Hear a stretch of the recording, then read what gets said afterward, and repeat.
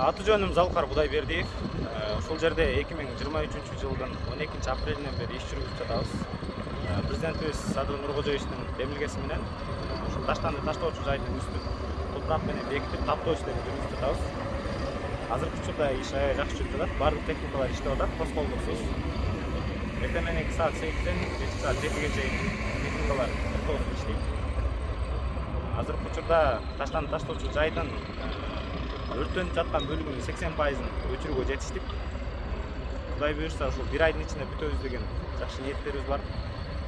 Бирок 1 айга жетпей эле ошо бүтүндү өчүрүп, основной күйүп жаткан жерин өчүрүүгө жетиштик. Азыркы учурда үстүнүн калыңдыгы 1 метр топурак төгүлүп, таптоо иштери жүрүп.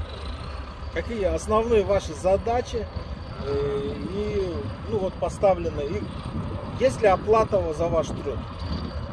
Биздин аткарыла турган жумуш, биздин кыла турган жумуш ушул биз келгенде аябай өрттөнүп жаткан бул жак. Ошол түтүндү өчүрүп, таштанды таштоочу жайдын үстүнө калыңдыгы 1 метр болгон топуракты төгүп, үстүн таптоо иштерин жүргүзүү.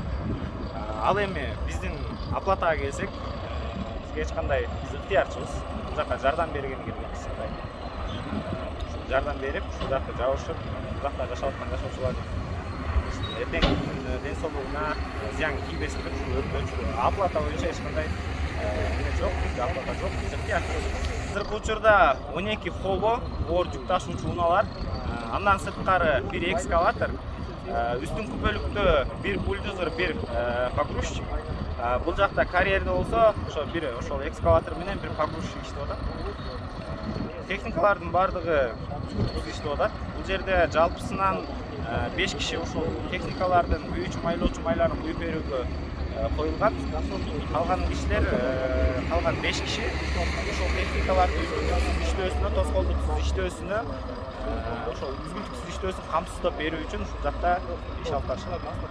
Вы, получается, частная компания или еще как вы? Откуда у вас техника, откуда деньги на ГСМ, да, вот это же вы тоже что, из своего кармана платите, что ли? И какие еще трудности у вас здесь, например, местные жители что говорят? Бул жерде жумуш башталардан мурун бул жерде атайын демөөрчүлөр келген.